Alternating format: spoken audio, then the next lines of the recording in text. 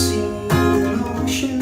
Can you say you've seen the sun? What would you do if it was gone? 'Cause I have seen them all, my love. I have seen them all, my son. And I can see it's begun.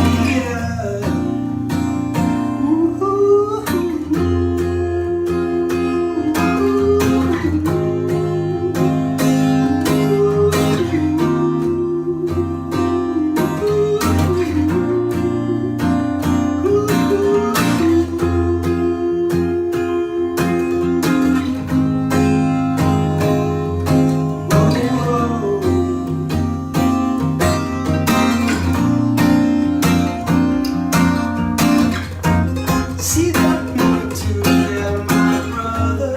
Take a step back if you did. Tell me when will you start to care? See that mountain melt to river. See that forest turn to sand. Tell me, could you smile when it's gone?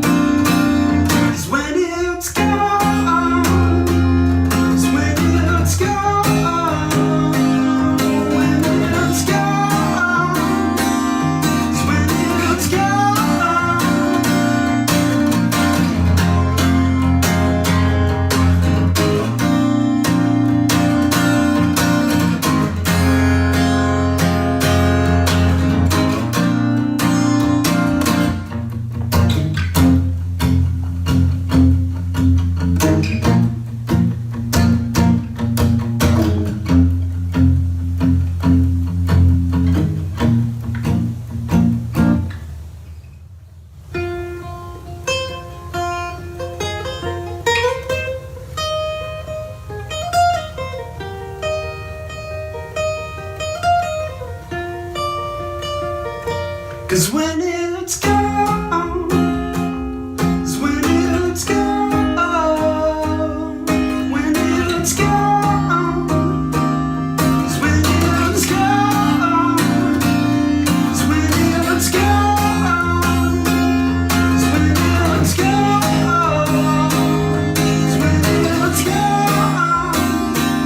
it's when it's gone, it's when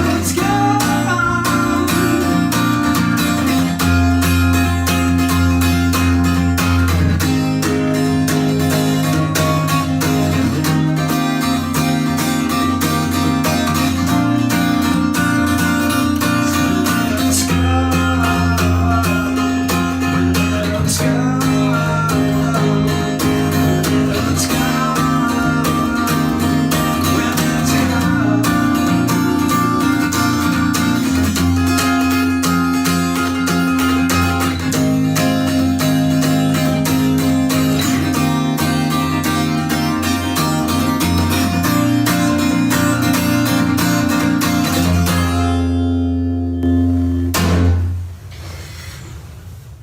Hey, what's up everybody? My name's Roland Albertson. Very cool to meet you all. I'm sitting here in Cape Town in South Africa. It's the middle of winter there. I know you guys are taking strain.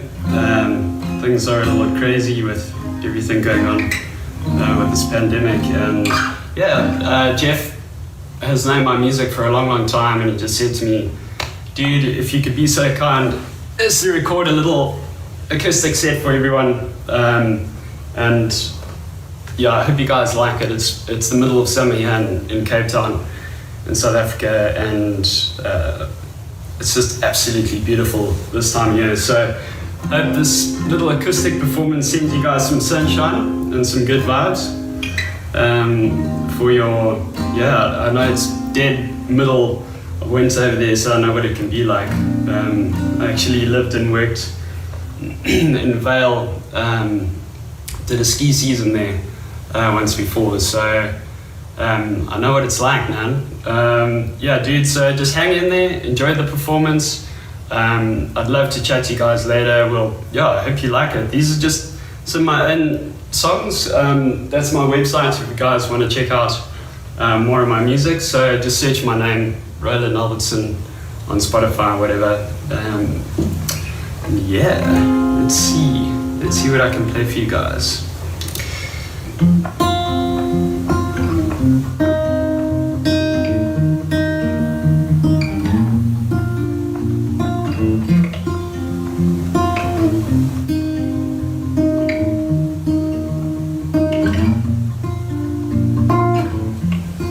I've been waiting for something like this all my life.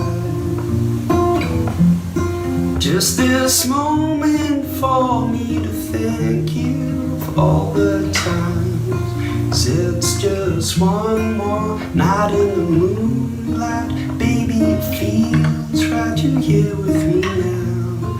To make it one last dance in the limelight. Baby, it feels right, you're here with me now. I feel it, yes I feel it, I feel it. Oh, can you feel it? I feel it, yes I feel it, I feel it. Oh, can you feel it?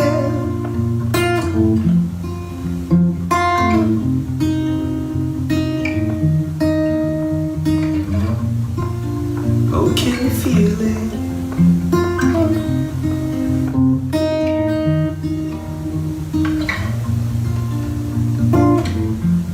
And I've been thinking maybe that we could take our time. And I've been drifting down this road and I can't say it's right.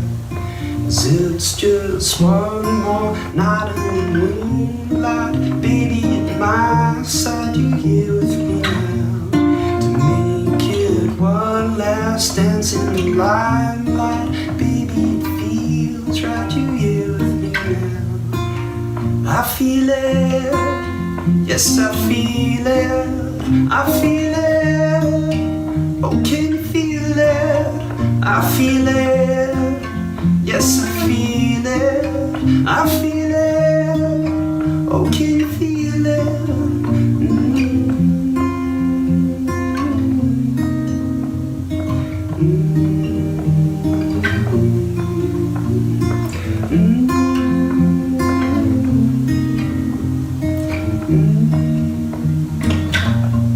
Cause you're all I need, all I see, all of me that the world can see. And I believe, 'cause I can see that your love is what really helped me to make it one last dance in the limelight. Baby, it feels right, you're here with me now. To make it one last dance in the limelight. Baby, it feels right, you're here with me now. I feel it, yes I feel it, I feel it. Oh, can you feel it? I feel it, yes I feel it, I feel it. Oh, can you feel it?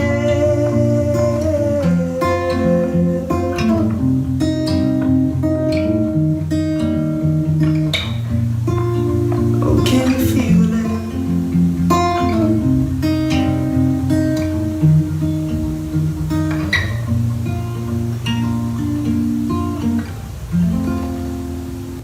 So, I don't know much about what you guys are studying. I've never studied sociology at university, but I went to university at the University of Cape Town. One thing I've learned is that I've traveled a lot after university, and I think one of the best things you can do, especially if you grew up in Africa. I was born in Johannesburg and went to school in Johannesburg and then studied university here in Cape Town and then travelled. And I was lucky to also travel in my school days a little bit, but the more you travel, the more you learn about everybody and the world and how people really work. And from what I understand, your course is really about understanding the differences in cultures and races and different issues across the world. So if there's any advice I can give, it's to invest in travel. You can't lose if you do that. So go out there. When COVID calms down and you can get an international flight, go for it. Go and explore. Go and travel and meet some new people. So I really encourage it. And if you guys ever find yourself in Cape Town, then please give me a shout. I'd love to show you guys around. It's the most spectacular place. It's a real cosmopolitan, international feeling city. It feels more first world. It's like a little first world bubble. And it's a fantastic place, and there's loads of surfing and hiking and cool shit to do. So yeah, give me a shout if you guys ever come this way. So this next song is called Paradise. Yeah, I actually kind of wrote it after a holiday to Mozambique, and it reminds me of that time. I met somebody very special there.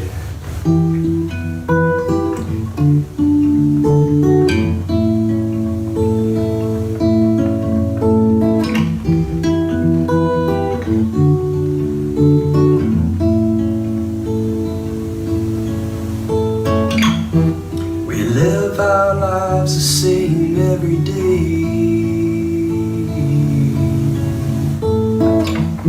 stuck in a rut, no time for play. But now's our time to live again. Just take my hand, let's run away to paradise.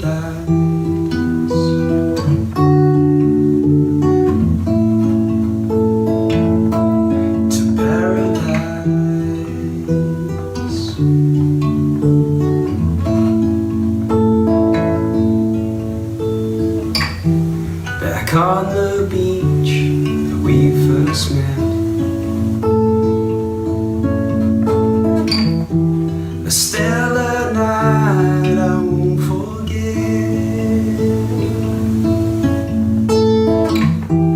Now here with you it's happiness.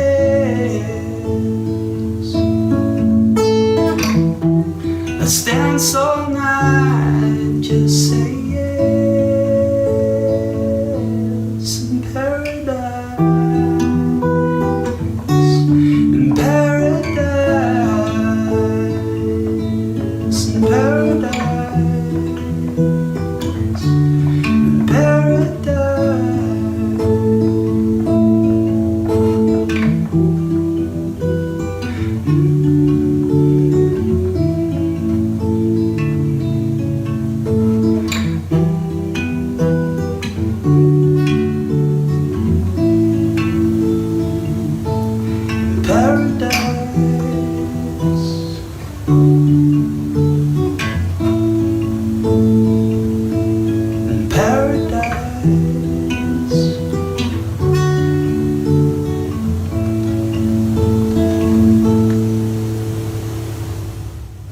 Cool, guys. It's just a short little acoustic set. Hope it makes you feel more like you're sitting on a beach somewhere. Just remember that what you're doing is helping your future. It's expanding your mind. Just work hard, put your head down, get through it. Studying sucks and it's boring, and I had to force myself to do it. But I was so glad once I got it done and traveled, and that degree that I did really allowed me to explore the world and go and meet lots of cool people, and then eventually do music seriously and study music in London for a year and start a band. Started releasing albums on Spotify and sharing my music around the world, and it's ended up leading to that and facilitating that. So keep your head down, enjoy the course, get through it, have fun. I wrote this song when I lived in London for a few years, and I wrote it on a rooftop in kind of like, it was freezing cold. I think it was like autumn in London, and I wasn't looking forward to the winter, and I was missing home and missing the sunshine, and just kind of really homesick. And the song is about that feeling, and I'm sure a lot of you are homesick right now if you're not staying at your own homes and you're away from your family. And this is really about being homesick, but just putting your head down and doing what you need to right now. So thanks for having me. Enjoy the last song. This one's called No Place Like Home. And thank you, Jeff, for inviting me to do this. And to your prof, Sam, Dr. Sam Richards. I'm sure you guys are going to get to know him if you don't know him already. So yeah, everybody at Penn State University, thank you guys. Definitely reach out to me via my website. All my details are there. Write a song, just do something cool, just be creative. If you can't play music, write some lyrics and give it to a buddy who can play guitar. But just go out there and have fun and create. So thank you guys, and this one's for you.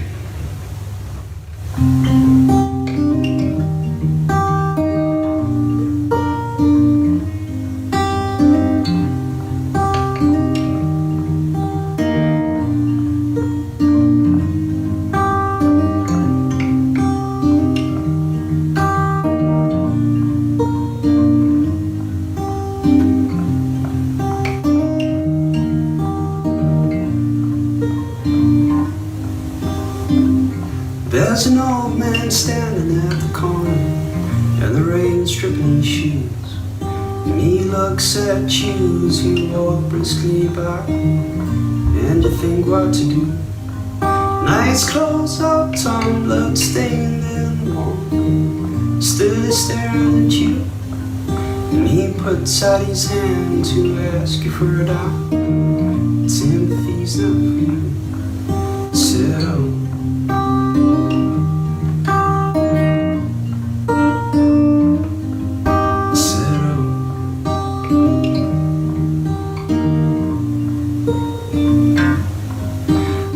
Ducking and diving and walking along, you hit the Saturday crowds. Yeah, the millions of faces that walk up ahead with their permanent frowns.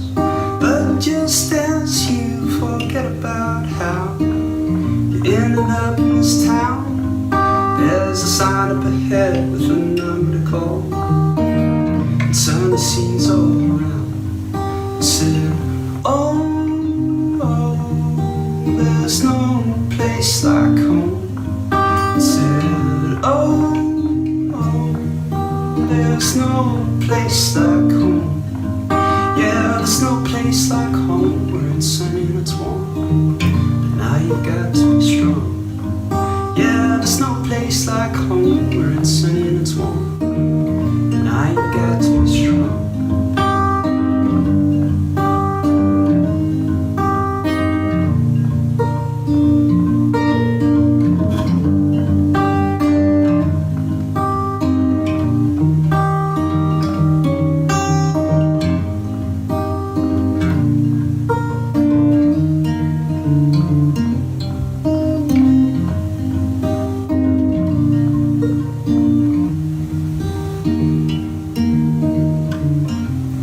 Fame drives past, he smiles and his charm, but you're left there all alone in the rain, without your comforting song. When you're down and you're out and all feeling is gone, don't forget where you're from. Yeah, the sun and the seas and the clear blue skies, a little place you call home. Said, oh, there's no place like home. I said, oh, there's no place like home. Yeah, there's no place like home where it's sunny and it's warm. But now you got to be strong. Yeah, there's no place like home where it's sunny and it's warm. But now you got to be strong. Yeah, there's no place like home where it's sunny and it's warm. Now you've got to be strong. Yeah, there's no place like home when it's sunny and it's warm. But now you've got to be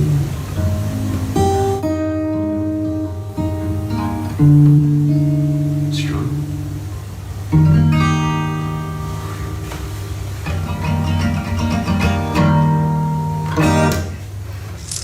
Cool, guys. Thanks so much. Ciao. Yo, that was awesome. Roland, a big thank you to Roland. Who Jeff? How did you meet him? Give us a quick rundown, if you would. Oh Lord. Just a really. Yes. Can you hear me, Sam? Yep, I got you. So this was actually a long time ago. I was switching to my camera. I was watching a YouTube video on a YouTube channel called Aviator Show, and they had a song from Roland, and I really liked it. And I asked how I could get in contact with him, and so I was linked to Roland. And this was probably about 4 or 5 years ago, and I've just been keeping up with his music ever since. He has 2 studio albums, or a studio album, an apartment album, which I like to say because the first album, the last song he actually did right there, was from his apartment. And yeah, just been friends with Roland since. Yeah. Asked him if he could give us some good vibes while we're stuck in winter, because he's in Cape Town, South Africa, so he has lots of sunshine. I was hoping he was going to get us to the beach, but unfortunately. Next time, man. Next time. All right, very cool. Hey, everybody, we are just, thanks, man, I appreciate it. And we are in the very end of block 2, and we start block 3 next week. And just understand, make sure that you get your groups in and show up for your groups and get them in early, because, we run out of seats at the end. And so you're going to have to, again, the last week of the semester will be makeup groups. So if you didn't get a group in on this block, you'll have to do it during the last week of the semester, okay? Unless you can fit it in next block. But today we're going to continue.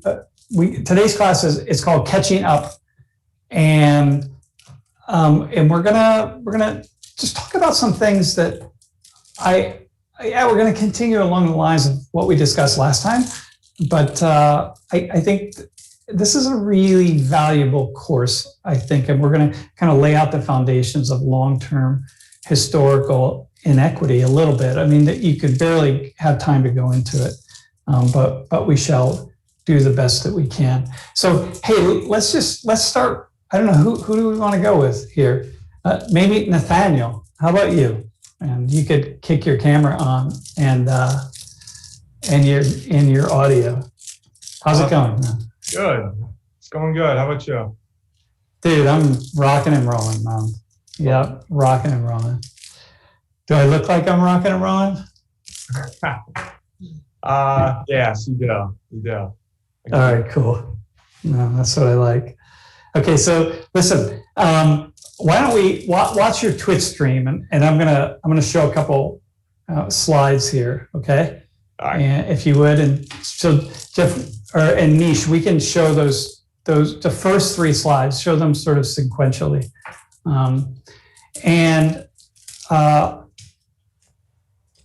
Nathaniel, the first one this is median family wealth.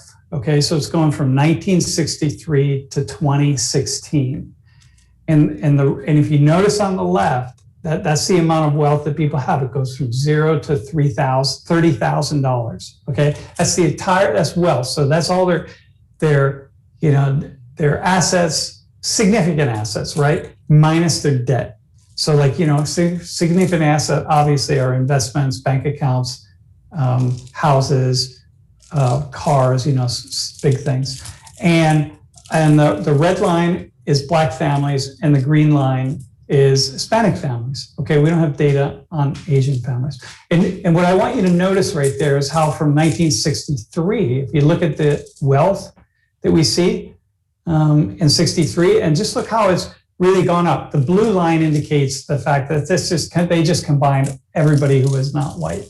And just look how the wealth is slowly going up over time, right? So Black families and Hispanic families are getting wealthier. Okay, cool. You see that? Like, Yep. And so you think like, okay, this is good, right? And now we're going to go to the next slide. And this slide, what this slide includes here are white families. And you'll see it. It's going to come up in just a second. And so what you'll see in the green and the purple on the bottom are the purple is are Hispanic families, the green are Black families, and the red is white families. So look how, now notice on the left side, it goes from $0 to $250,000, okay? Because now we're in a different ballgame here. We're including white people. And this is median family wealth. And by median, that means like half of all families that are Black, Hispanic, or white, half of all families are above the median line and half of all families are below the median line, okay? So look at where, back in 1963, look at the difference between white families and Black and brown families, right? Like, okay, $50,000 or so. And look how, while Black and Hispanic families have increased their wealth over time, albeit slowly, but they have increased it. Look at also what's happened to white wealth over that same amount of time. Like, you know what I mean? So it's like, hey, okay, got it? We'll go. All right, so, all right, man, we'll go with the next one now. And then we're gonna look at, this is average. So this is average now, right? So this is mean. So this is add up all the families and divide by the number of families. And this is the average family, the liquid retirement savings. This is money they really have access to. This isn't like a pension, it's not Social Security. This is just liquid retirement savings. And so what you have on the bottom are Black and Hispanic families and white families. And look at the difference here. Look how it goes up slowly for Black and Hispanic families. They're increasing their liquid retirement savings. But look what happens to white people at the same time. Okay? All right, man. So, okay. Hey, so what I want to have, so you could bring Nathaniel back on the screen. Hey, and by the way, can we do the top hat right now, really quick? And like, top hat's going to go up in about 30 seconds. All right. And then Nathaniel, what I'd like for you to do is answer this question here. Yeah. So you notice, if you say, first of all, how would you rectify this situation? First, I'd identify why that's occurring. Mm-hmm. And in which case, I don't know. You could look at it from like a racial point of view. You could say that there's just systemic racism in America. And perhaps that's why we see such a disparity. But then I know there's also intellectuals out there who talk about culture also being a very aspect of having industrious natures, ethnicities. So here, and so I let's don't really know which has more weight. You know what I mean? Okay. Yep. Yeah. All right. So here, I'm going to ask. Hey, by the way, class, the top hat is up. It's going to be up for another 30 seconds or so. All right. So make sure you get to that. Okay. So Brooke. So you're saying, all right, so we've got these inequities, right? And wherever we start, there's inequality at the very beginning. Oh yeah. And if we go back 100 years or 200 years or whatever, there's inequality at the very beginning. Even more so. And so then the question becomes, all right, how do you deal with this, right? And the struggle is, as you tell people of color, what's the message to people of color? Like what's the message that, I don't know, people with a more conservative perspective have for people of color? Let's just say, I don't know. People who complain about, who talk about discrimination and racism and so on and so forth. What's the response that people have often? I suppose, I'm not entirely sure what you're getting at. Well, what's a common response that white people often have who are not liberal? Perhaps that you have the means in yourself to achieve higher levels of wealth, And if you drive yourself to do it in a capitalist society, then it is achievable. Yeah. Okay. You know what I mean? Yep. Okay. Got it. All right. So you have the means within yourself. So it goes back to last class, right? The individual, like this modus, this impetus is coming from within you, or it's coming from some outside of you. So it's, hey, it's in you, man. Like, go make it happen. Yeah. Right. And so looking at these graphs over time, how would you respond to that?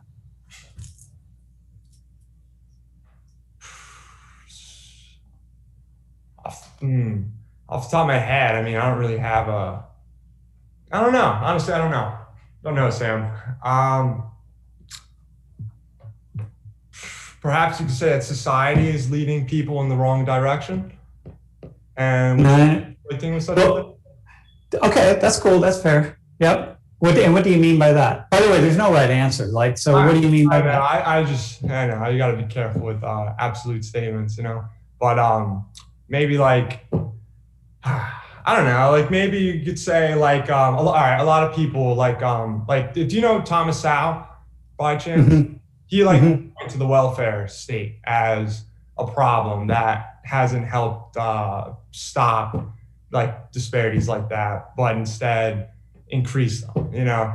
And I mean, whether that's true or not, really, I have no way of knowing. Like, I'm still too young and inexperienced, but I mean, perhaps that would be one such factor that would lead to disparities. But I don't think you can necessarily point to like one thing and it would just be like, okay. So, you know what I mean?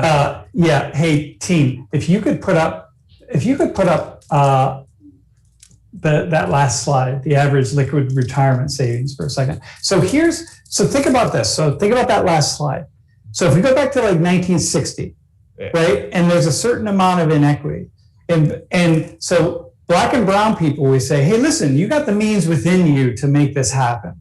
Like, you just work harder, like do whatever you got to do, like go. Okay. Which is true.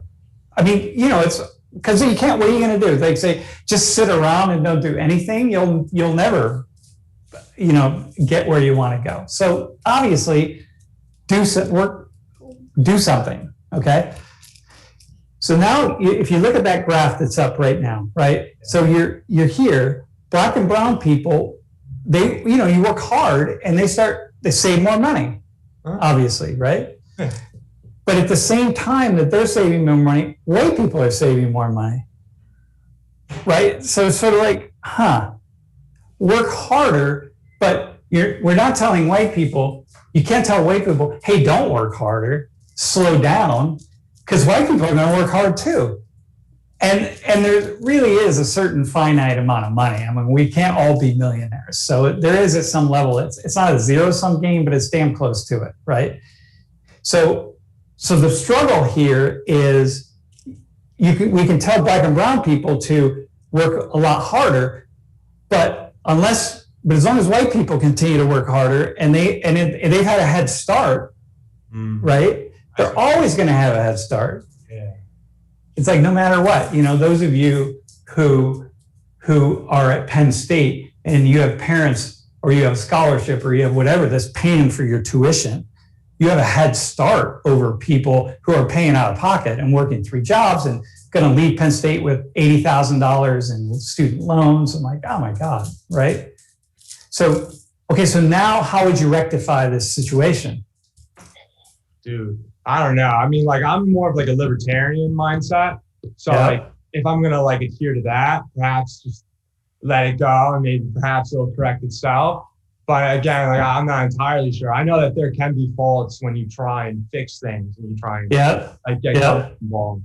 So like, I'm very wary of just saying, oh, just give them more money. You know what I mean? Against that. But like, I mean, dude, I don't know. I really don't. You know, it really is a tough situation. Like, what? Exactly. So go to that next slide on income inequality, right? It's going to pop up in a second. Dude, this is the problem for libertarians. So me, as someone who leans libertarian, this is my problem that I'm dealing with. So look at this slide. This is income inequality, okay? And, you know, look at, I added Native American at the bottom, that red line. But, and again, remember Asians, in the past 3 decades, increasing numbers of Asians are coming into the United States with college degrees. So they're going to make a lot more money. And this is household income as well. Look at how, everybody's gone up. Black income's gone up, Hispanic income's gone up, but white income's gone up. So it's like people make gains, but white people make gains. So it's like no matter what, it's sort of like in a race. When you watch like a track and field race, that's like, the 440 dash or like the 880 or something, and the people on the outside lanes, they get a head start because they have to run further, right? But the problem is, this is like a 100-meter dash when some people have a head start. Yeah. And they're going to win. They're going to just keep winning because they got such a head start. So as a libertarian, and you got to address this, because if you do nothing, they're always going to have a head start. So it's like, okay, what do we do then? Like, what do we do? So what do you do, my friend? I don't know, man. If I had the answer, I feel like it would already be solved. You know what I mean? So as 2 white men, Yeah. like we are, Yeah. right? This is the conundrum for us. This is the conundrum. It's one thing for me to say, hey, listen, man, I don't know, we shouldn't intervene because the problem is you intervene, you screw things up. It's like Thomas Sowell, you know what I mean? But like, but if I do nothing, it's like that the track and field person's always going to have the head start. Like we never start at the same place. It's like, these are really significant differences. Like, yeah, I know what you mean. So I'm trying to say that that head start can't be surmounted by any chance. what's that? Say that again. Do you think the head start could be surmounted by natural means of just through the the African American communities or the Hispanic communities, just through some like crazy effort, or not effort, I'm sorry, but like are you trying to say that like it's just completely insurmountable just because of that head start? No, it's not. It's not insurmountable. But whatever you go ahead. Because I'm just like thinking of like past like people who have been set up like behind, but then come out on top. What I'm thinking of is like the Jewish population throughout much of history has always been like discriminated against. They've always been like clear, yet repeatedly they always end up coming back. You know what I mean? They always end up being much higher in like graphs like that. Not throughout history. That's not really true. It's the Jewish population, which we're going to talk about Judaism, by the way, next class. It's going to be a really cool class. It's not always true, actually. Jews have been really held down in lots of ways. There are various pockets throughout the past 2,000 years of seeing Jews really rise above. But what we're seeing recently with the Jewish population is really kind of unique. Okay. Yeah. There's some in the 20th century in Europe. There's a degree of that for sure, but it's a different kind of niche that the Jewish populations they've been able to carve out. So listen, I don't know what the answer is, but what I know is this is why we're always talking about race and ethnic inequality and the history of race and ethnic inequality. Because if you don't go back, like in this case, we go back to 1963, so I was 3 years old, and we start looking at, well, it was unequal then. Black and brown people made gains, but white people made even more gains. It's like, yeah, all right, so we got to address this at some point in time. You have to do something. So what do? Do we take it away from white people? Do we give certain kinds of advantages, like catch-up advantages to black and brown people? It's like you've all been starting the race back here. It's almost like you're going to start the race, but we're going to put those ankle weights on you. You know what I mean? You're going to run a 100-meter dash, but we're actually going to give white people a head start, and we're going to put ankle weights on you, black and brown people. So, like, I don't know, but understand, this is what people who are talking about race inequality are saying all the time. this is why it's important, because those numbers are really, really, really significant. Yeah. I think you would agree with me. Oh, yeah. Totally. And so I don't know. Same boat as you. But it's good that you don't know, like, because you shouldn't know. Like, this is the point. The point is like, whoa, as long as we see the significance of the numbers, all right, that's cool. Mhm. All right, man, that's very good. Thanks, bro. I appreciate it. Nice job. Always a pleasure Thanks, talking. yeah. Hey, we're gonna let's do 2 volunteers at this point. And what do you think, Joy? What do we got? Maybe Jamil. Is Jamil on here still? Yeah, there you are, man. How about you? Hello. And yeah, how's it going? Good. And maybe Catherine. Catherine, how about you? We're gonna bring both of you on. Yo, what's happening? Hey, Jamil, where are you in State College? Yeah, I'm in my apartment. Yeah, of course, because I could see like the lights on the wall, man. Standard student decor. Yeah. And what's your ancestry, bro? I'm Arabic, so both of my parents are immigrants from the Middle East, and From where? What country? well, I technically consider myself like of Palestinian ancestry, but my dad was born in Saudi Arabia, and my mom was born in Gaza. So Okay, all right. Catherine, how about you? Are you in State College? I am. I'm in my apartment. That is awesome. And where are you from originally? Well, I'm from Pittsburgh. I don't know. Pittsburgh. All right, we won't hold that against you. All right. Hey, so listen, here's what I want you to do. You watched that last segment? Yes.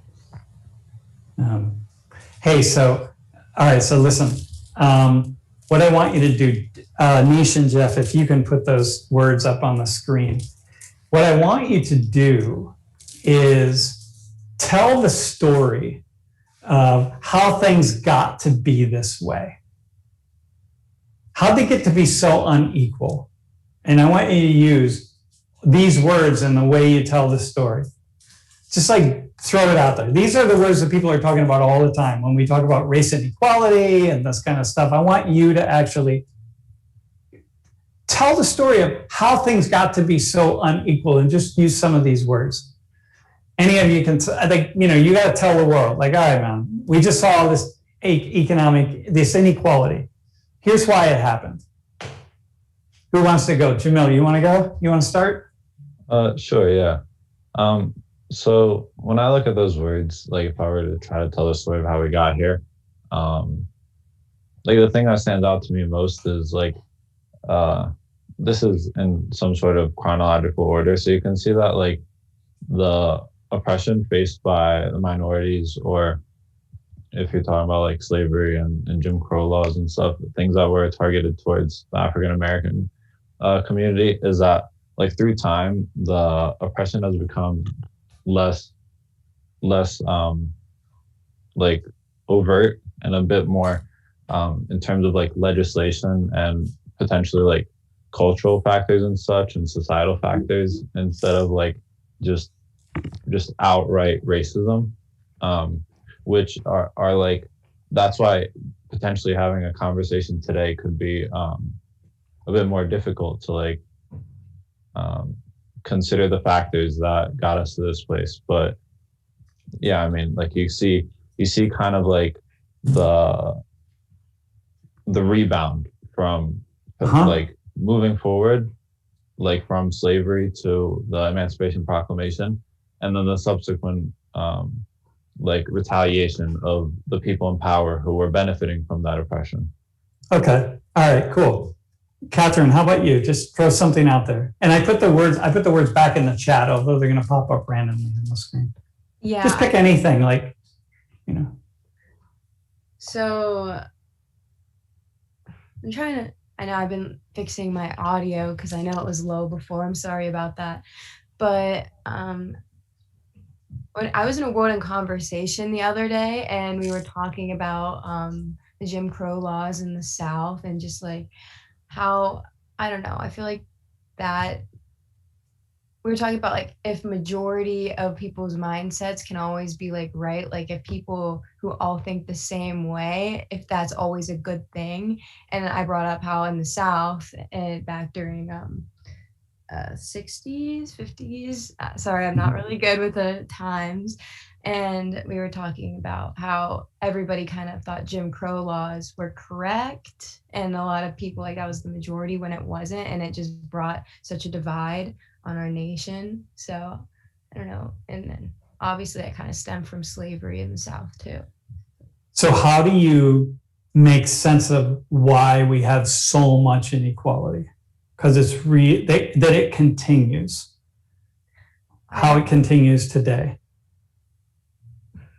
I don't know why like people's mindsets, like I feel like some people are still stuck. Like I know my grandparents who grew up during that time, I feel like they still believe that and they still try to put that into people because I don't know, I'm not generalizing all people that grew up there, but I know like there are older people who still have that mindset and they still think it's correct, and then they still extinguish that in like their children and grandchildren. So I feel like that can be one way that Okay.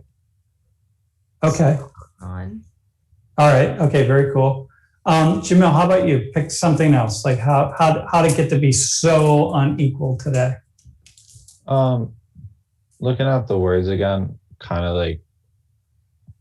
like I said, like the psychological factors and such that like have like continue to happen today, kind of like it's just like what you were talking about, like the Head Start earlier.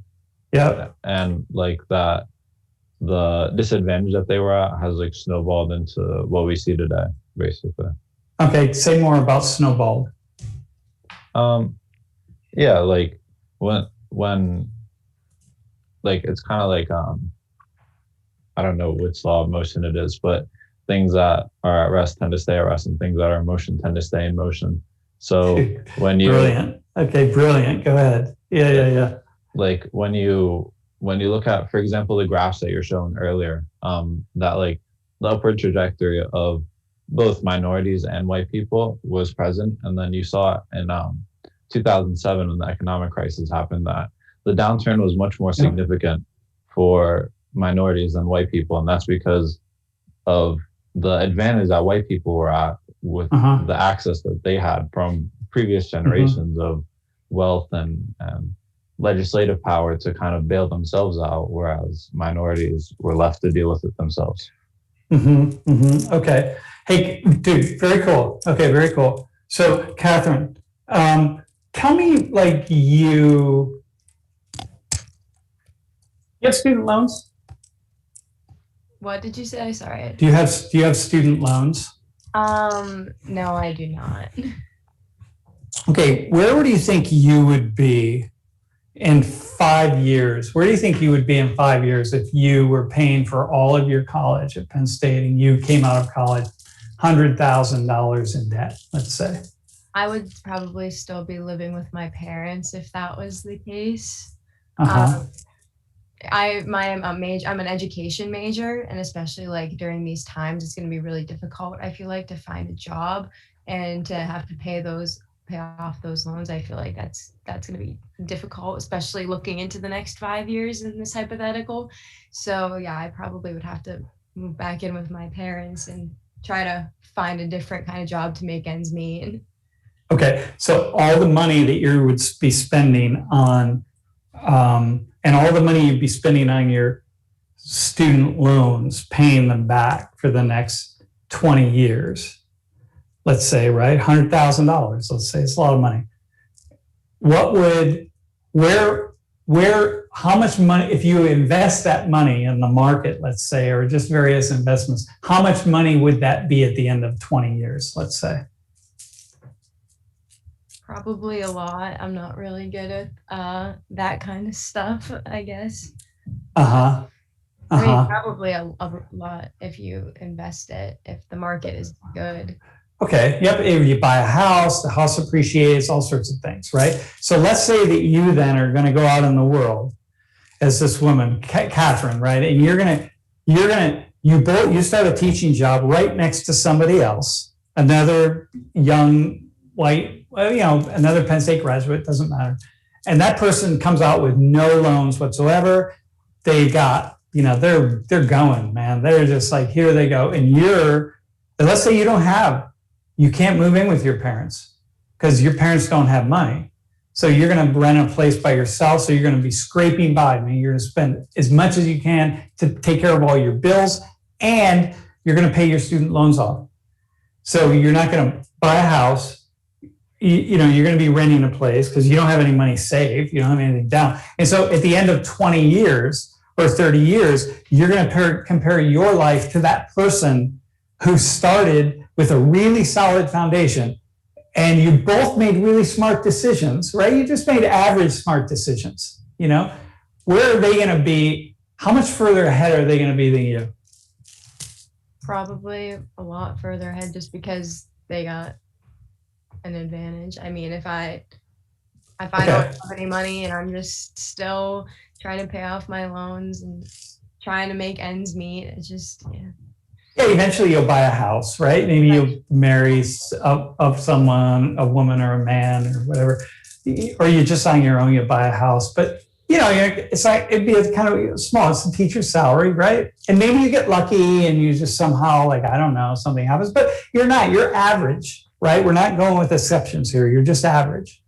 Okay, so now Jamil, go 20 years down the road and someone looks at Catherine and compares Catherine to her colleague who started teaching at the same time in the same school, who had no student loans and who had parents to really help support that person.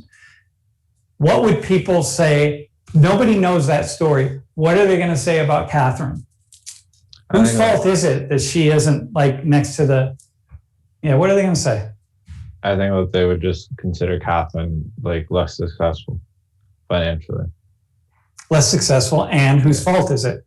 That it would be her fault. Catherine, it'd be your fault, right? Yeah, exactly. Because no one's going to look at the story. We don't care about Catherine's story. It's like, we should have worked harder. You should have done this. You should have done that. And meanwhile, you're like, damn, man, I couldn't work any harder. I took a job on the weekends as a barista at a Starbucks. You know what I mean? Come on, I did everything I possibly could. But no one's looking at your story. And Catherine, do you think you would complain about it?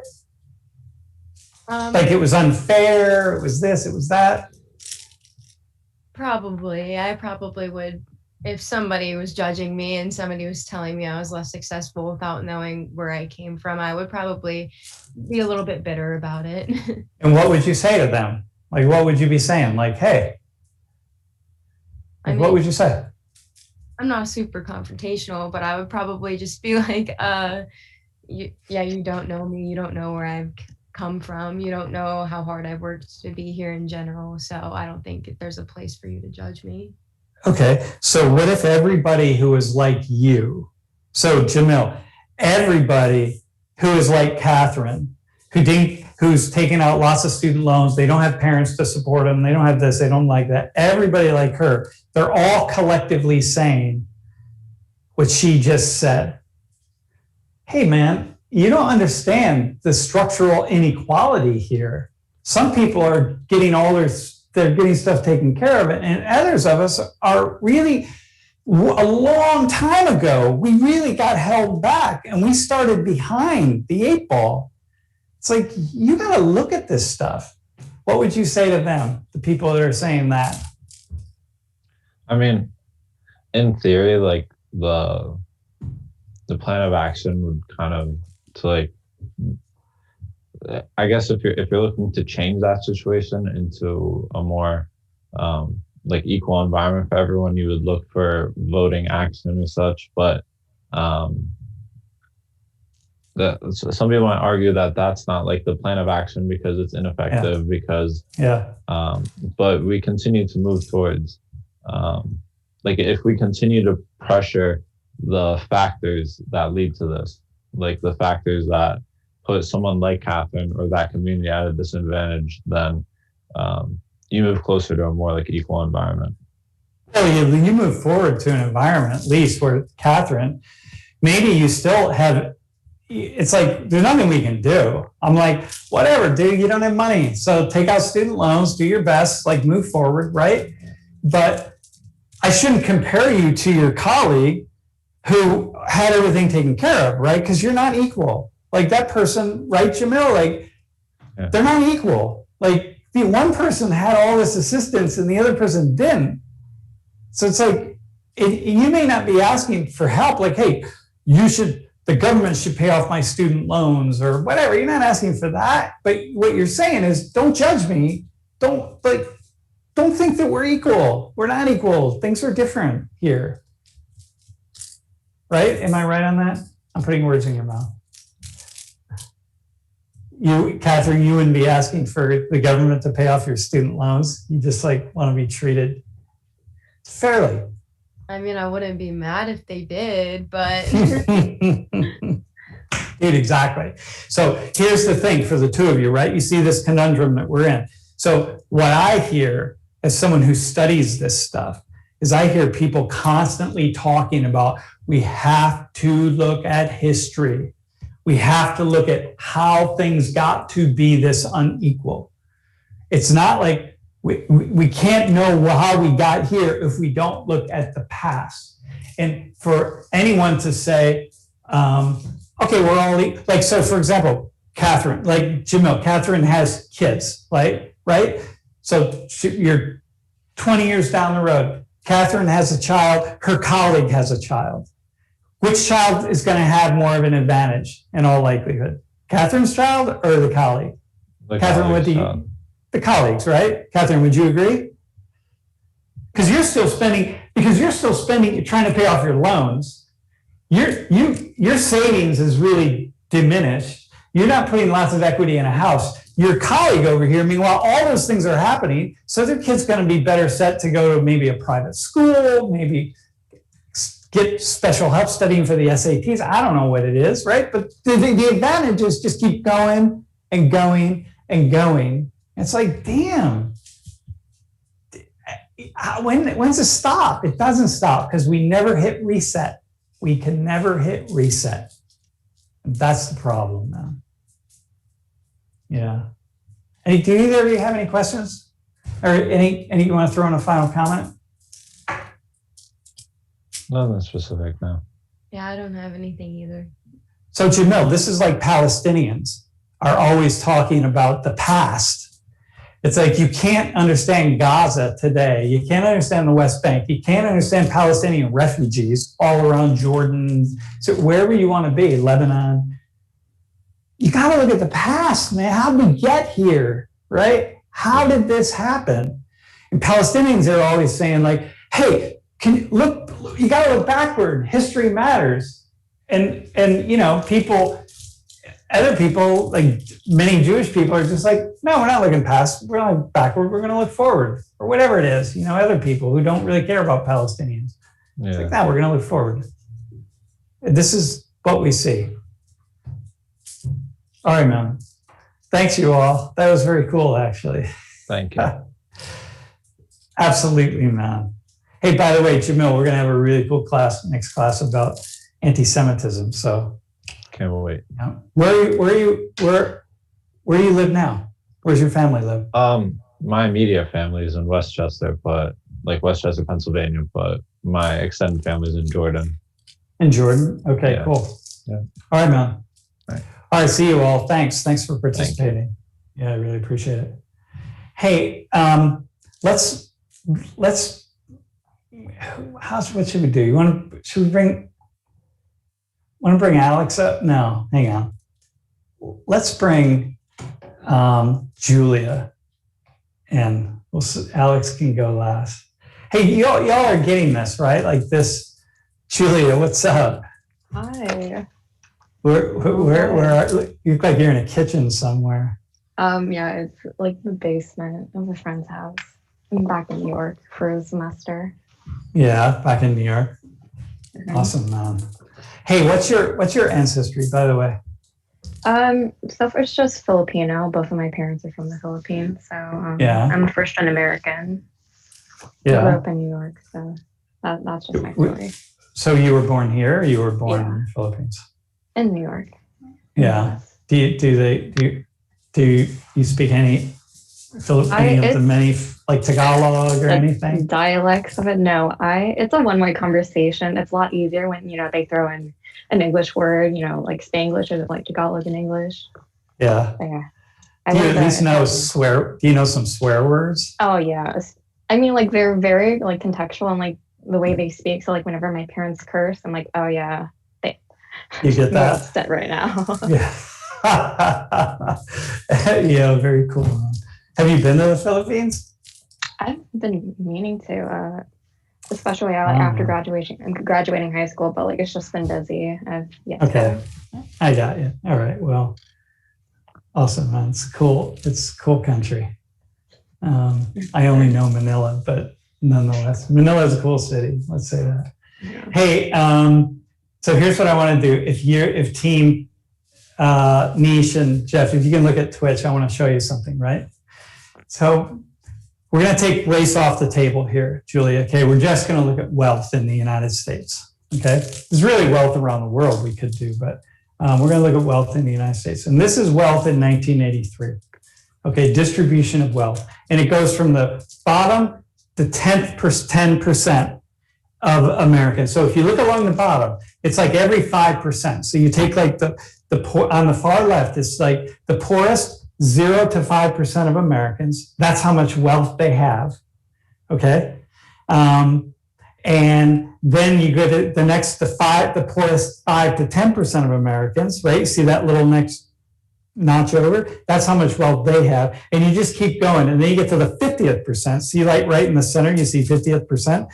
So right in the middle, cut it in half. You got on the right, you got the wealthiest wealthiest American families on the left. You got the poorest American families, and right in the center, that's how much they have. So in 1983, it was $82,746 on average. Those right in the middle. And then on the far right, we have the 99th, 95th, and 90th percentile, and that's how much wealth they have. Okay? Now, go ahead and go to the next one. We're going to see a similar slide, and we're going to go to, so really look at that. We're going to go to 2001, and we're going to watch how this changes. And look how the wealth changes, right? So we've grown wealth in this country, but look where the wealth is going. Where's it going? It's going towards the right end, the 99th percentile. It's an extreme exponential growth, so there's a huge like economic disparity. Yeah, it's totally grown. Yeah. Okay, now we're going to go to 2016. We're going to do one more slide, and we're going to watch what happens again. Keep your eye on it because it's kind of cool to see it change when you actually. So now here we go. So what do you notice about the left? The people on the. It just like rings true. The rich get richer, and then the poor just gets poorer. The poor actually got poor? So you guys go back to the last slide really fast and then come back to this one. And went into the negatives for the 10th percentile, you noticed? Yeah, exactly. Yeah. It went into the negatives, right? It's 950. And like, oh my gosh. Not only did they, so there's 2001 again, and now go back to 2016. Not only are they not getting wealthy as quickly, this is family wealth, man. This is how much money you have, like your family has when they add up all their wealth and they subtract all their debt, this is how much is left over. Yeah, it's not the matters of owning nothing, it's the matters of owing something now. Exactly. Okay, so what do you make of this, right? What do you know about this? What do you make of this? Like, what do you think about the conversations that we've been having about race? Because this is everybody here. Well, especially now with like the whole BLM movement, it's like became apparent that inherent racism is still like problematic in our system. So like people of color are more like predisposed to a disadvantage, while white people and white demographic aren't. That's where where white privilege comes from. But also the whole thing of like building credit, like you don't really have real money, you build credit to like get something that's like of a higher price tag, like a house or a car. So like there's a lot of debt accrued, so like there's really not that much money to be made besides what you promise to like give back. I don't know if that makes sense. I just rambled. No, that's cool. I like that. So what would you say to people who say, hey, this is really about white people having all the power and the privilege? What would you say about that?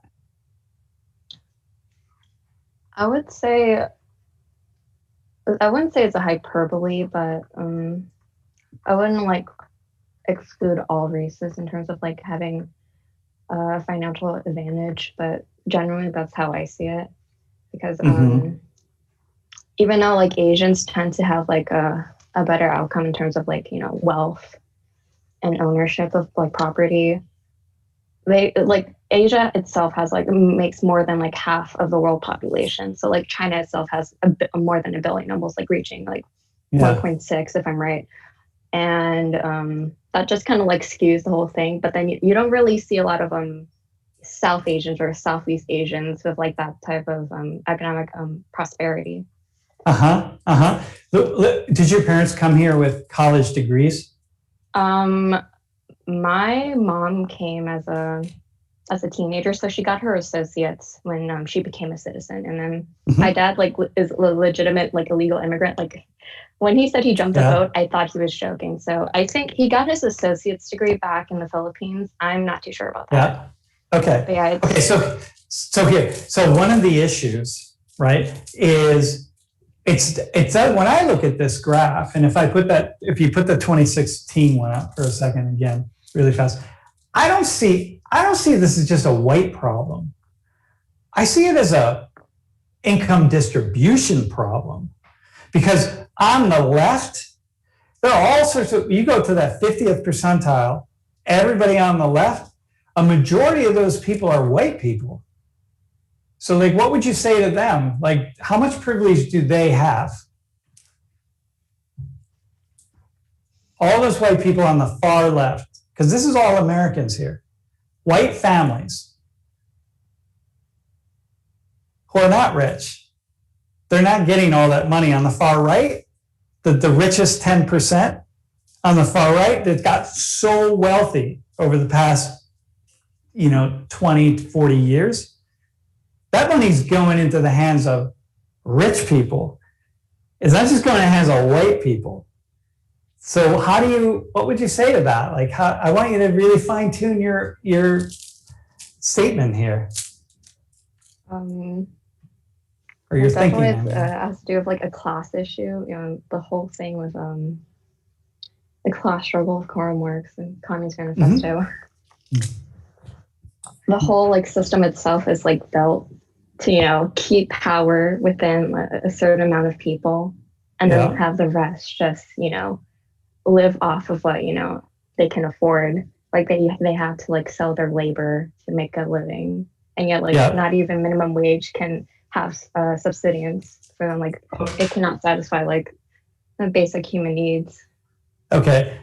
So exactly. Good. Very cool. The fact that you even have ever heard of the Communist Manifesto is striking to me. Yeah. Kudos to you. High five. Oh, all right. Very cool. So listen, think you're in a conversation with someone tonight and they start talking about white privilege, right? Well, I want you to look at this graph and I want you to say something to them. I want you to be able to say something to them. Like say, hold on a second here. Just a second. Cowboy or cowgirl. What would you say? I would say, I don't know how to articulate this, but it's not that white privilege gives white people an advantage. It's more of a disadvantage for like other groups of people. I don't. Okay, you're onto something there. Okay. It doesn't automatically give them an advantage. It doesn't like boost them. It's more like if you have like a white passing name, you're more likely to get like a call up an interview. Like I don't know. I remember two of my friends and I went to register for to vote in PA for the 2020 elections, and I can have like a white passing name like Glenn, whatever. and my roommate was Caucasian, but her friend had a very Arabic sounding name, and she's Black. And coincidentally, we went in person, and we handed in our applications. Like, we talked to a real life person, and they're like, you're good to go. Like, expect to like vote early. Like, you're all good. But then the last day we went in to vote early, our friend with the ethnically sounding name coincidentally didn't have her voter registration go through. Oh, that's wild. Yeah. Okay. Yeah. So you don't know what happened. So Yeah, but it's coincidentally. it's highly, like, yeah, I find Okay. it suspect. So when I look at this graph, what I'm thinking is, wow, we're talking about race inequality all the time, but what about It's class class. inequality? It's class inequality as well. I think it's like intertwined, honestly. This is the interstices of it, right? Intersectionality. That's that big buzzword right now that liberals use a lot. This is intersectionality, because you see on the far left are a lot of white people, my friend. And those white people aren't going like, you gotta talk about white privilege to me? Why don't you talk about all the people in the richest 10% who are making all the money? Why are you always looking at me? Like, what kind of white privilege do I have? I'm a janitor at the local high school, or I'm a cashier at Walmart, or whatever the case is. So what are you talking about here? Can we talk about class privilege? Meanwhile, all the people in wealthy, you can put up the next slide as well. All the people in the richest, 1% or 5% or 10% are killing it, doing really, really well. And let's talk about that. So here, look at this other slide. So in the from 1983 to 2010, the United States economy grew like gangbusters. It just grew by trillions. Okay, so much money. Okay, and of all that money, all that wealth that was generated, here's where it went. This is from 1983 to 2010. Okay, the bottom 20% of Americans lost money. They not only did they not get any of that money, I mean, some of them did, but the bottom 20%, not only did they not get any, they lost it. The next 20% lost as well. The next middle 20% lost as well. The fourth, the richest 60 to 80% gained 4.3%. So meaning that of all that wealth that was generated, the richest Americans are the ones who if you just line them all up in a line, you understand, we're going to line them all up in a row. Those that would be between 60 and 80th in line, right? And that they increased their wealth by 4.3%. But look what happened to the top 5%. 75% of all of that profit went to the richest 5% of Americans. It's okay, why don't we talk about that? Why are we talking about race all the time? And we're not talking about class. Because this is rich Black people, this is rich Asian people, rich Hispanic people. I mean, more of them are rich white people than anything else. But why do you think we don't talk about social class? Yeah, we keep talking about things like white privilege. I'm like, what about class privilege? Come on, man. When it comes to class privilege, it's hard. It's a lot more. It's a concept, a construct. With race, it's you can see the inherent traits, and that's how we scapegoat people and groups of people. I think that's a big thing, and also. Dude, that's a brilliant answer, by the way. That's very cool. Go ahead. Yeah. Because, we're simple beings. We need to see something physical to, really, just go quick, literally, blame that. But, yeah. It's not just, I literally just had an assignment on, the proletariat and bourgeoisie. So, it's, not just, the 1% or the wealthy class, but it's also the system itself. That kind of totally trick us to think that we have free will, that we have a choice in everything that we do. Dude, in reality, awesome, it's a fixed system. It promotes greed. It's a disillusionment. Dude, I love it. Awesome, man. Do you have Samar for that class? Yes, I do. Oh, you're lucky. Tell her I said hi. All right, man. Okay. All right. Hey, thanks for joining. I really appreciate it. Yeah, that's great. Nice job. Okay. I will see you. Okay, so class, listen, friends, you see where we're going here, right? So what I'm not saying is race doesn't matter. It's all about class. What I'm saying is, or what we're talking about is race or class also matters. You can't just talk about race inequality without looking at social class inequality, because what you got are people who are really sitting at the top, you know, the 1%, the 5%. You know, if you can get all these Americans to argue about race relations, they're not going to look at us and they're going to be like, yeah, whatever. We'll just like live off of our lovely investments, and we'll just keep getting richer and wealthier and so on and so forth. And we'll buy another condominium in the Grand Cayman Islands or whatever the case is. Let these silly people argue amongst themselves that this is really just about race. It's also about class. And so, which means also you got to look at rich Black people and brown people, not just rich white people. Hey, okay. Hey, let's bring Alex on. And Alex, what's up, man? Hi, how are you? Dude, I'm rocking. Are you? Hey, can you maybe? Hey, where are you, by the way? I'm in my apartment in State College. All right, dude. Hey, go to the bottom. We're gonna have you turn your mic up. Go down by the mute, that little ampersand, the up arrow. Click on that, and at the very bottom, hit audio settings. You see that? And then see if you can turn your mic volume up a little. If not, you can just speak louder. Okay, yeah, it's at its maximum, so I'll just speak a little louder. All right, dude, we got you. Hey, what are you? Where are you from originally? I'm from Pittsburgh, and I grew up in Pittsburgh. Yeah. What's your social class? Caucasian, white, I'd say middle class. Just let me put another system in. Yeah, there you go. All right, I think I got you. All right, so how about that, bro? Give it a shot. A little bit better. Ah, dude, you're killing it. All right, man. All right, so listen, what do you say to, like, what do you think white people, you look at that last graph, right?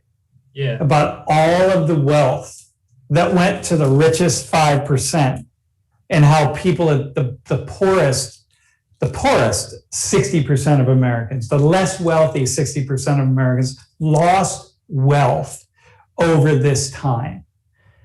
So what do you think people at the bottom say? White people at the bottom who hear people talking about white privilege, when over these years they've lost wealth, what do they say? How do they respond? I really don't think I can give a distinct answer. I mean, I can speculate that they probably wouldn't admit to having white privilege. Yeah, why not? Because they're at the lower class. They're working, you know, the blue collar jobs. They're working your minimum wage jobs, and they don't really have the wealth and privilege that the middle and upper class would have, where they can go out and go on vacation or spend their money how they would like to. These people sort of have to focus on paying off bills first and then buying food before they can focus on their luxuries. So let me ask you this question. Who, yeah, exactly. That's very cool. Cool answer. Yep, I like that. Who pays your college tuition? My mom pays my college tuition. Okay, so if you were paying your college tuition, you yourself, and you're working like 2 or 3 jobs, and like you get no help from your family or anything, and people start talking about your white privilege, well, how would you respond to them? What would you say?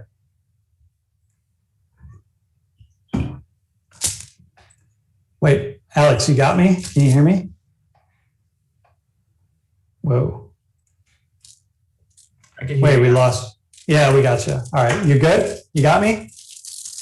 Yep. Could you? Yeah. So the issue is, if if you were paying for your entire college tuition, your mom's a cashier at the local drugstore, like you guys, man, you guys are living paycheck to paycheck. They got a lot of food in the house, whatever, but you're going to come out of Penn State with a lot of loans. What would you say to people who said, like, dude, Alex, you got so much white privilege, man. Look at you. Your glasses, whatever. What do you think you'd say to them? I would probably agree with them because I don't have to deal with certain things that other people would have to deal with on a day-to-day basis. Dude, but hang on a second now. What would you say if that person who's claiming that you have white privilege is like from the upper middle class?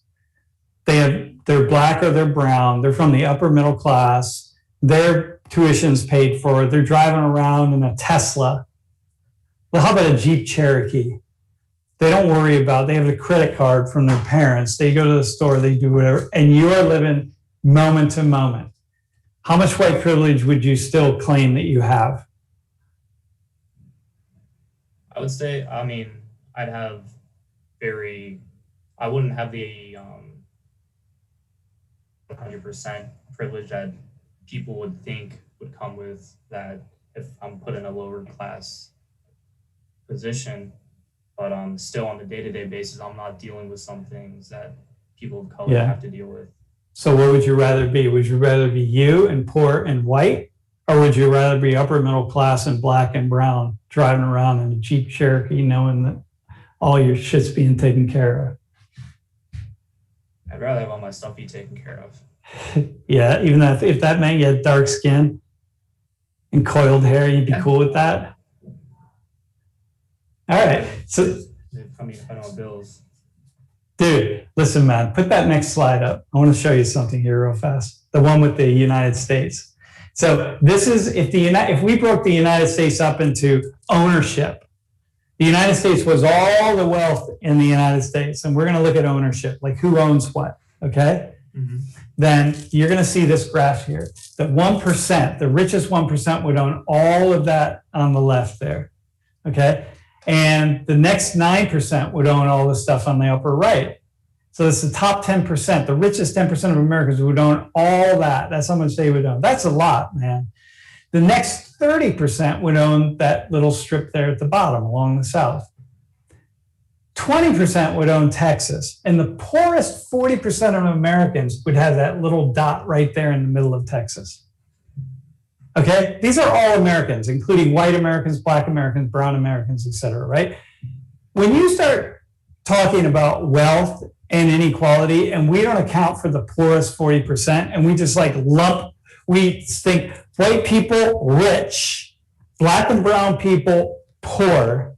What do you think the people in that 40% are thinking now? They're probably thinking that that it's equal because they're not the rich of the rich, they're not the poor of the poor, they're just right smack dab in the middle. Dude, they're probably thinking that all this talk about racism is a bunch of bullshit. Like, what about me? Like, what about me?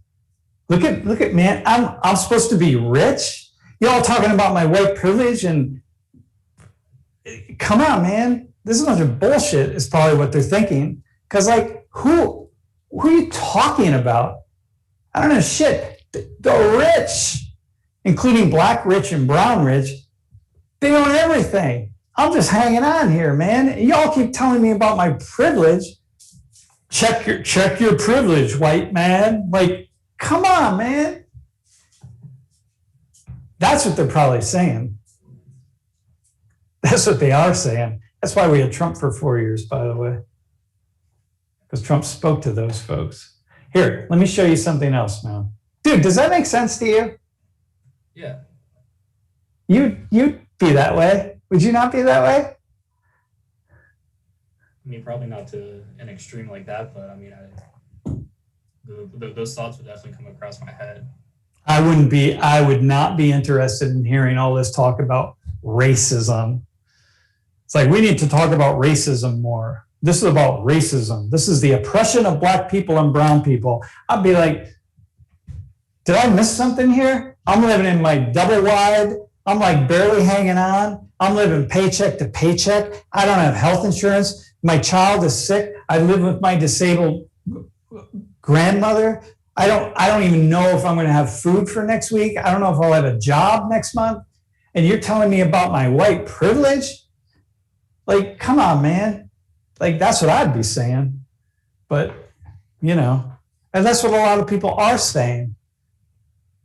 And we then don't understand. But, all right, listen, man, let me show you something else here really fast. This is kind of cool.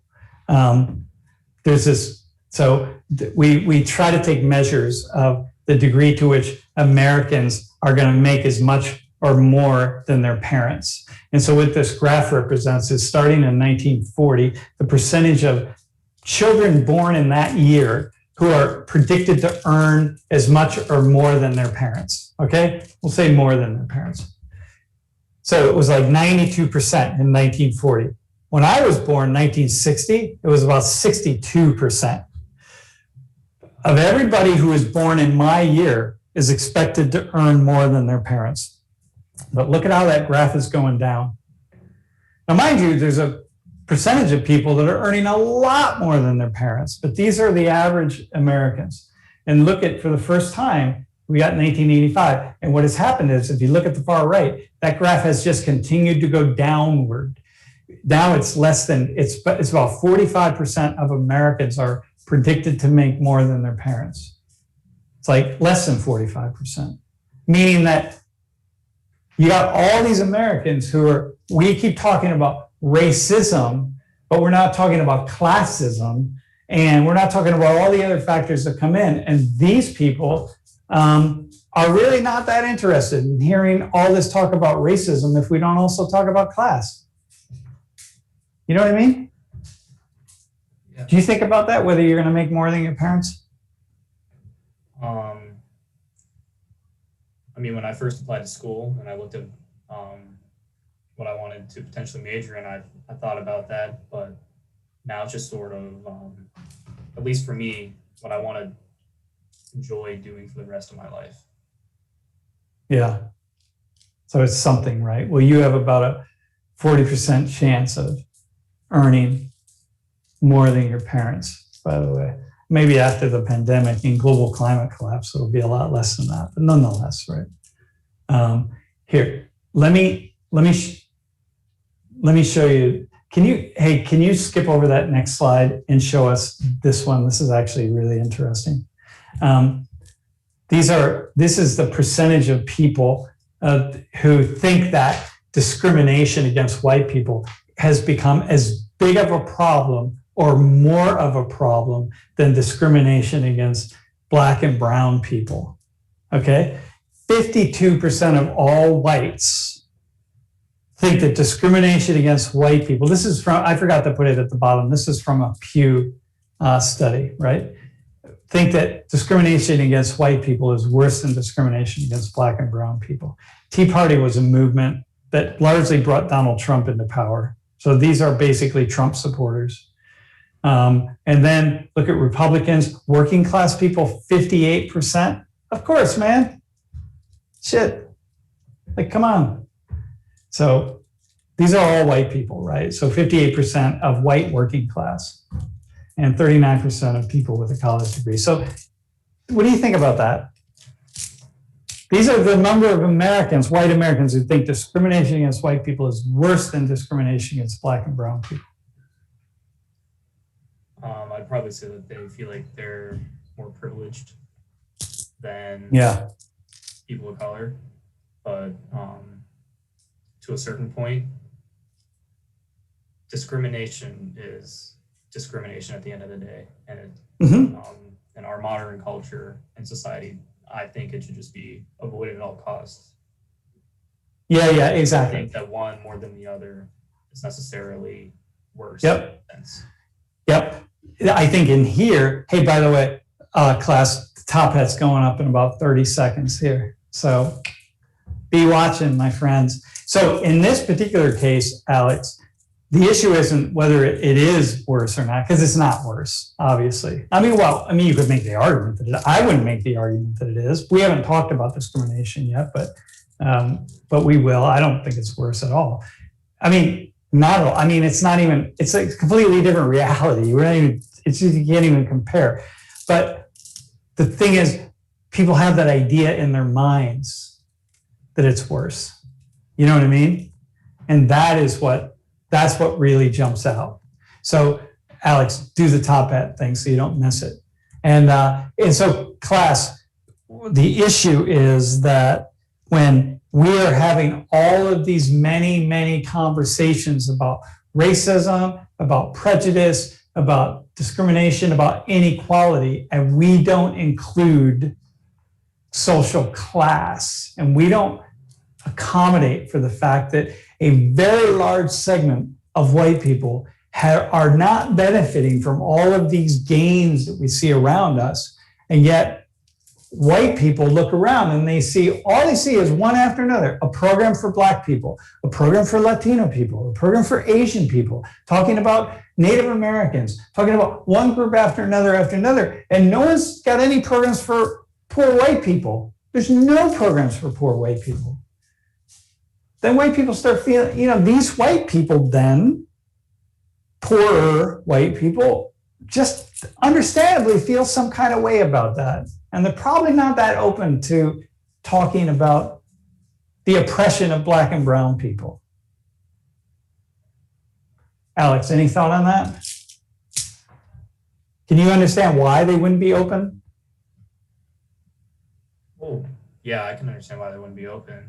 But what you're saying makes sense of it's like the average lower class, everyday workers being drowned out by the average lower class Latino worker, the average lower class.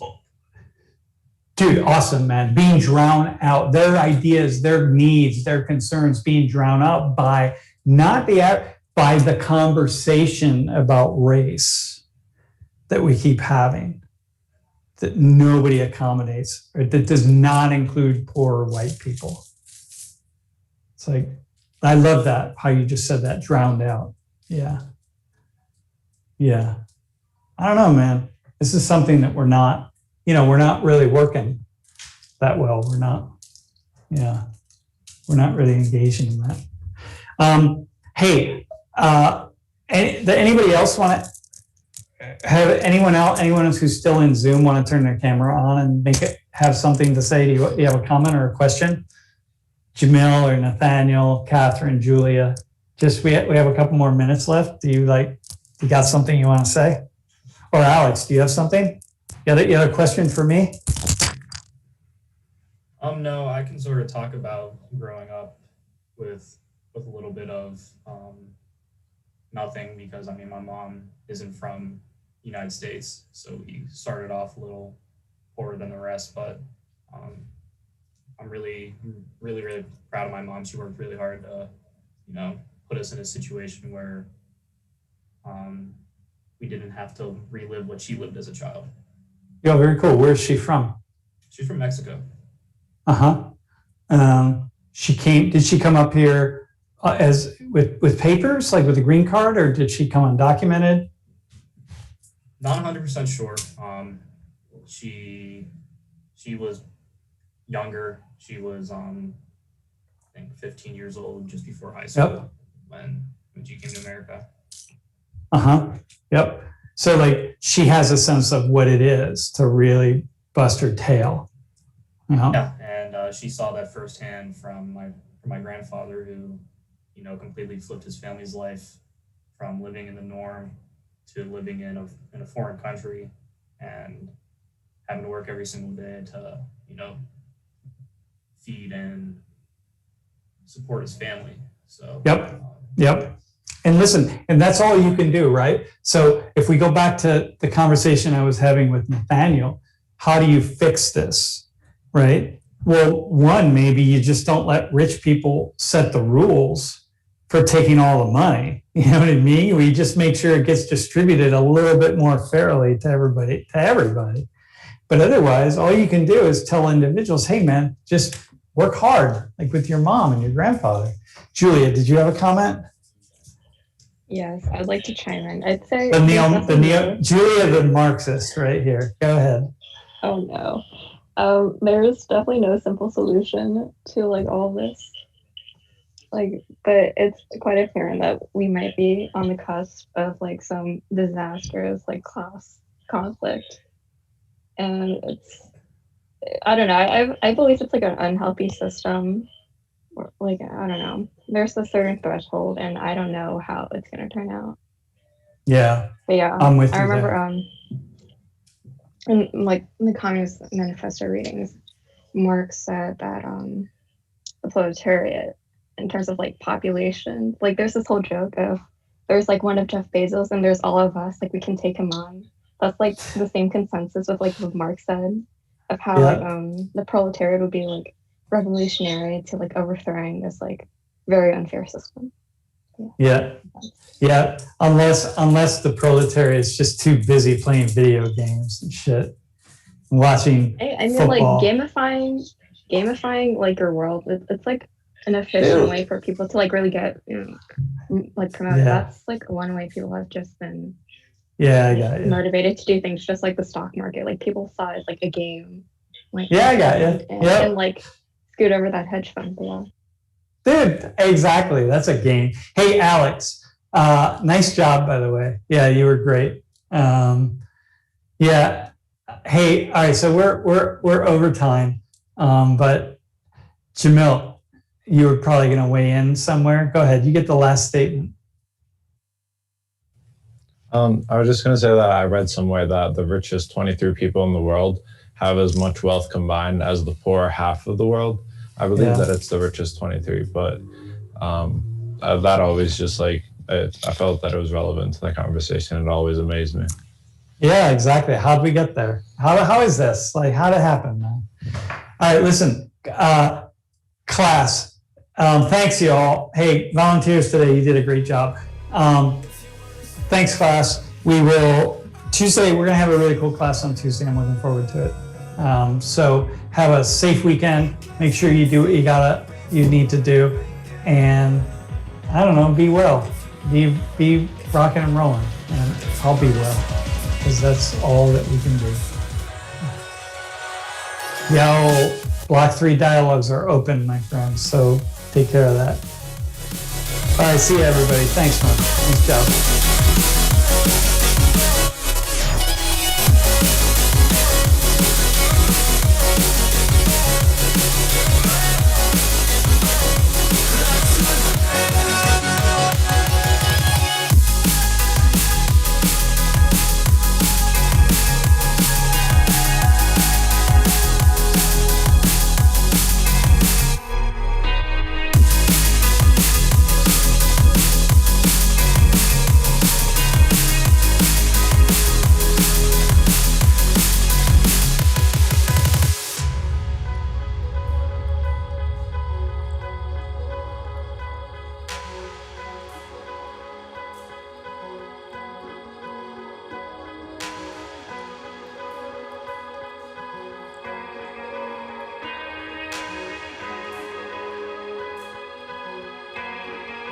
If you wanna save me, if you wanna save me, if you wanna save me, yeah. If you wanna save me, yeah.